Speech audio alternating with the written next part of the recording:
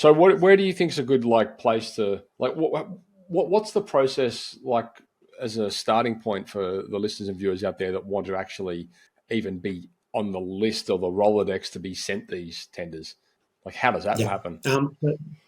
So to do that, what you, depending on where they are, but let's just say we'll use Sydney, like New South Wales as an example.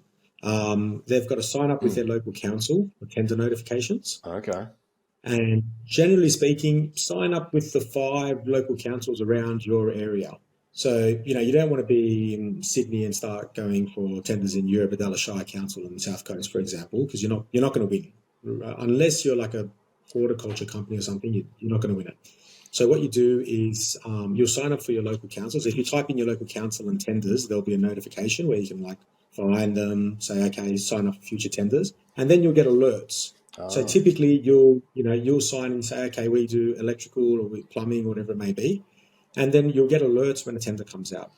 You'll also sign up with your local state government. So if you type in New South Wales or Queensland or Northern Territory tenders, if you just Google it, it'll come up straight away. And then you'll sign up with them as well. so So so there at may that point be, in the process, it's relatively unbiased. Like those yeah, notifications go to anyone that's on that yeah, yeah, anyone that's on that yeah. list. Yeah, and we've not like you can win tenders. Like it's definitely unbiased. They'll go to everybody. And the key point there is like let's say you're a trader, you got five boys working for you, one person in the office, six in total or something like that. You can't be going for any and every tender. Like you can't be getting excited going, oh look at this tender, we're going to win it when you don't really have a chance. So when you get those notifications, you've got to kind of weed through them and go for something that's achievable and within your I experience understand. base.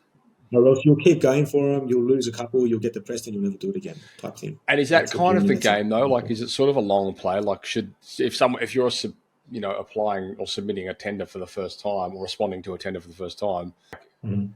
I'm guessing there's a level of expectation there that you should be realistic about the fact that you're probably not going to get the first couple. It's like an experience, right? Yeah, I'd say, yeah, I agree, probably.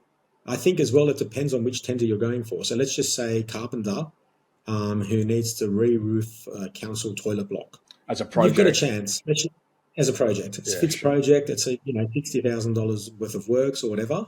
And it's your first job. I think if you look at it, it's in your local area. You've got a realistic chance of being successful. It's not like you're going to Yeah, miss okay. out. You've got a decent chance. But if you're just constantly going for cracker contracts, you could be going not only the first two or three, you could go in the first 10 and not win any Sure. because you're way above your league in terms of experience. So and then, yeah, it is good to be realistic. I think the first tender that you do is a good learning experience anyway, Sure. like because there's so much work involved. Even if you get us to do it, we're asking you for documents, safety. This is updated. Give us photos of all your personnel CVs. You finish the whole thing. You've got like this whole proposal about your company. Hmm. So it's a learning experience in itself, but you've really got to be selective about what you go for, or else you'll keep losing. Like you can keep losing continuously for years if you don't pick them right. How easy is it for you guys to collate that information from your clients? It's good. Usually, it's probably one of the most challenging aspects of our role, but we find the best way is to just get them on the phone. Yeah. Like we could be waiting for 3 days for someone to get documentation back to us and whatever, and they just couldn't be like a lot traders don't like writing sometimes. Like they don't like the paperwork side of the role. Mm. But a lot of the time, once we get someone on the phone, they're a wealth of information, and we just keep them on. We can be on the phone for 2.5 hours. You're talking, we're typing, and you'll start telling us things that you didn't even know yourself. Like, oh yeah, by the way, I donated. I had a client tell me. I wrote to him. I said, listen, I need to talk about what you've done for the community. And he wrote back, I've done nothing for the community. Like, I've got nothing to answer for that question. And then I was chatting to him. He's like, oh, yeah, I gave 5 grand at the children's hospital that time, like last year. I don't know what they wanted. I just gave it to him. I'm like, mate, you should have told me that because I'm going to put that as like the main selling point in your bid. So over the phone is the best way of getting information out. And for all the annoying things, we usually speak to someone in the office or whatever, people's wives, if Like they're running the business on chasing the back end. documents.